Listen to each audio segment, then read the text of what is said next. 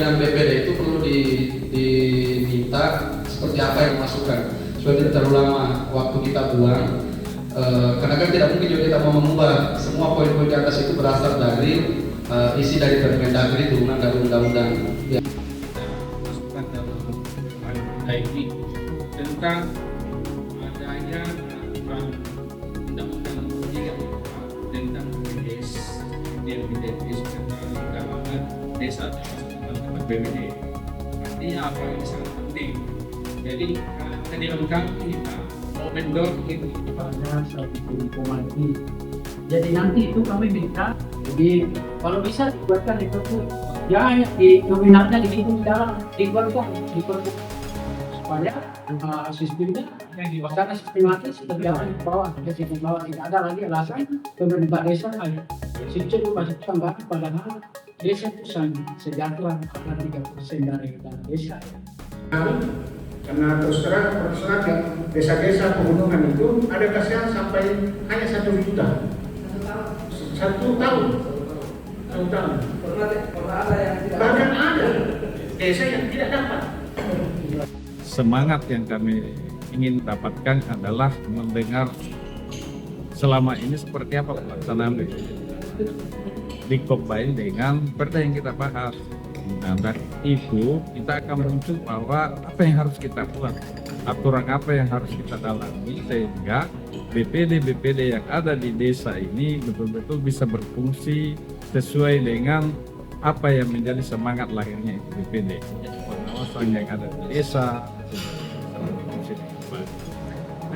sehingga harapan kita ke depan ada balas antara BPD dengan pemerintah desa di lapangan. Tentu harapan kami adalah tunjangan yang sudah berpuluh tahun ini jangan lagi seperti itu, ya. Sehingga salah satu poin yang kita dapatkan tadi, pelemahan tugas fungsi teman-teman BPD adalah satu tunjangannya yang sudah tidak sesuai dengan kebutuhan hidup kita.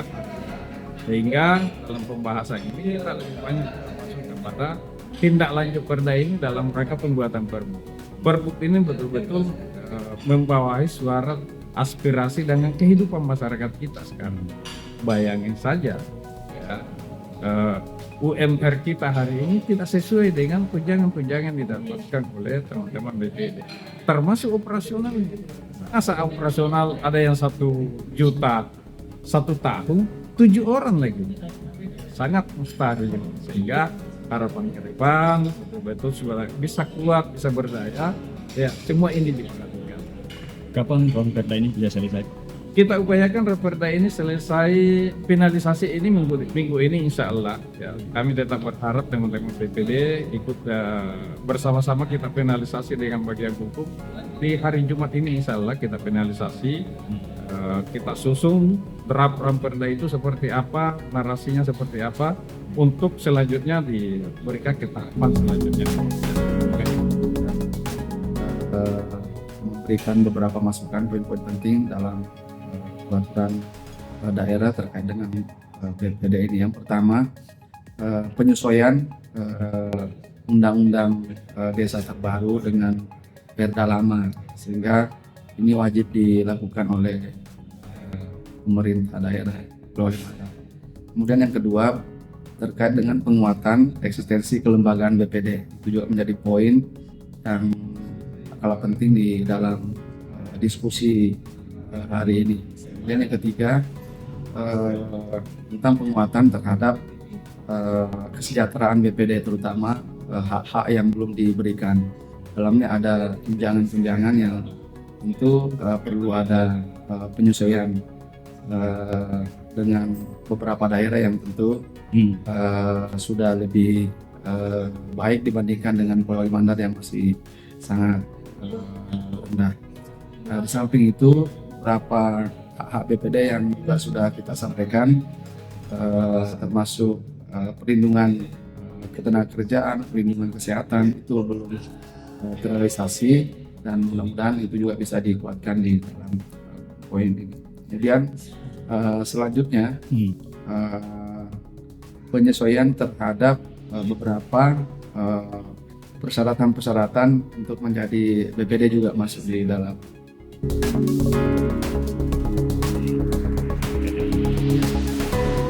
Jadi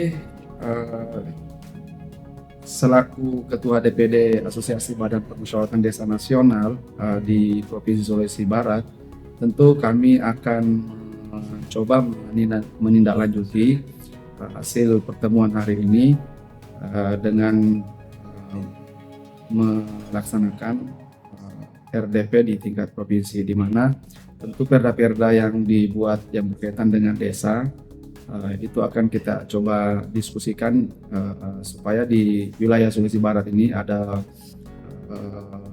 penyesuaian tentunya yang tentu bisa menjadi poin, terutama mungkin kalau dari sisi BPD tentu ada penyeragaman, minimal tidak membuat satu kecemburuan antara daerah satu dengan daerah lain yang ada di Sulawesi Barat dengan potensi yang hampir sama, sehingga itu akan minimal menjadi salah satu faktor untuk menguatkan teman-teman DPD dalam melaksanakan tugas dan fungsinya. Terkait dengan pembahasan Ranperda tadi ini, lahir beberapa poin yang mesti kita sikapi, perlu kita kawal, dan insya Allah hari Jumat depan kita akan kawal ini bareng. Semoga dalam pengawalan ini membuahkan hasil. Terutama ada beberapa poin, diantaranya itu tentang kenaikan tunjangan.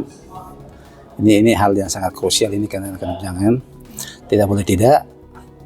Bahkan kalau dalam bahasa kami ini suatu keharusan, sebuah keniscayaan. Terus yang kedua, termasuk tunjangan kinerja tadi, ini sempat menjadi alot pembahasannya karena oleh Bidan Hukum Pemda dianggapnya tunjangan jabatan itu sama kedudukannya dengan tunjangan kinerja. Nah, ini bagi kami di BPD sebenarnya ini tidak masuk. Kinerja ya kinerja, jabatan ya jabatan. Sebab tunjangan kinerja ini mengacu pada hasil, sementara tunjangan jabatan acuannya pada kedudukan, ya, kedudukan, atau mungkin lebih tepatnya dikatakan bahwa tunjangan jabatan itu jatuhnya pada person.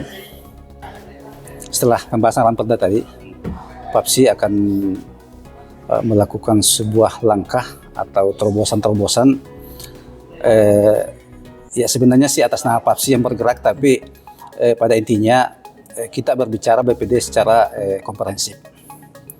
Jadi memang di sini ada dua lembaga sekarang, ada Apetnas dan PAPSI. Sebenarnya sih tujuannya sama dan tidak ada perbedaan di dalamnya. Apetnas dan PAPSI sama-sama berjuang untuk kemaslahatan BPD, penguatan BPD, dan kesejahteraan BPD.